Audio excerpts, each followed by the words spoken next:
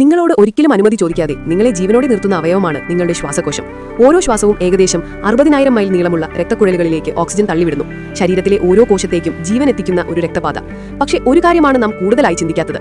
നിങ്ങളുടെ ശരീരത്തിൽ പുറത്തുള്ള ലോകവുമായി ഏറ്റവും കൂടുതൽ സമ്പർക്കത്തിലാകുന്ന അവയവം ശ്വാസകോശമാണ്. ഓരോ ശ്വാസവും പൊടി, ബാക്ടീരിയ, കാണാൻ പറ്റാത്ത അനവധി സൂക്ഷ്മ വസ്തുക്കളെ നിങ്ങളുടെ ഉള്ളിലേക്ക് കൊണ്ടുവരുന്നു. പക്ഷേ ശ്വാസകോശം പേടിക്കില്ല, അത് പ്രതിരോധിക്കും. ചെറുതായ പ്രതിരോധ സൈനികർ ഓരോ കോണിലും കാത്തിരിക്കുന്നു, പുറത്തുനിന്ന് വന്ന ഏതെങ്കിലും വസ്തുക്കളെ നേരിടാൻ. ആൽവിയോളി എന്ന് വിളിക്കുന്ന ലക്ഷക്കണക്കിന് സൂക്ഷ്മ വായുസഞ്ചികൾ ചെറിയ പാരച്യൂട്ടുകളെ പോലെ തുടർച്ചയായി തുറന്നുമടയുന്നു. അവ നിമിഷങ്ങൾക്ക് പോലും നിൽക്കുകയാണെങ്കിൽ നിങ്ങൾക്കും നിൽക്കും. പക്ഷേ ശ്വാസകോശം ചെയ്യുന്നത് ജീവിക്കാൻ സഹായിക്കുന്നത് മാത്രമല്ല, അത് നിങ്ങളുടെ വികാരങ്ങളുടെ ശബ്ദം കേൾക്കും. ഭയം നിങ്ങളുടെ ശ്വാസം ചുരുക്കും, സമ്മർദ്ദം നെഞ്ചിനെ കടുപ്പിക്കും, ആശ്വാസം ശ്വാസം വിടാൻ അനുവദിക്കും, സ്നേഹം നിങ്ങളെ ആഴത്തിൽ ശ്വസിപ്പിക്കും. നിങ്ങൾക്ക് മനസ്സിലാകുന്നതിന് മുൻപ് തന്നെ നിങ്ങളുടെ വികാരങ്ങളെ തിരിച്ചറിയുന്നവയാണ് നിങ്ങളുടെ ശ്വാസകോശം. നിങ്ങൾ ഭയന്നു എന്ന് അതിനറിയാം, നിങ്ങൾ സുരക്ഷിതനാണെന്ന് അതിനറിയാം.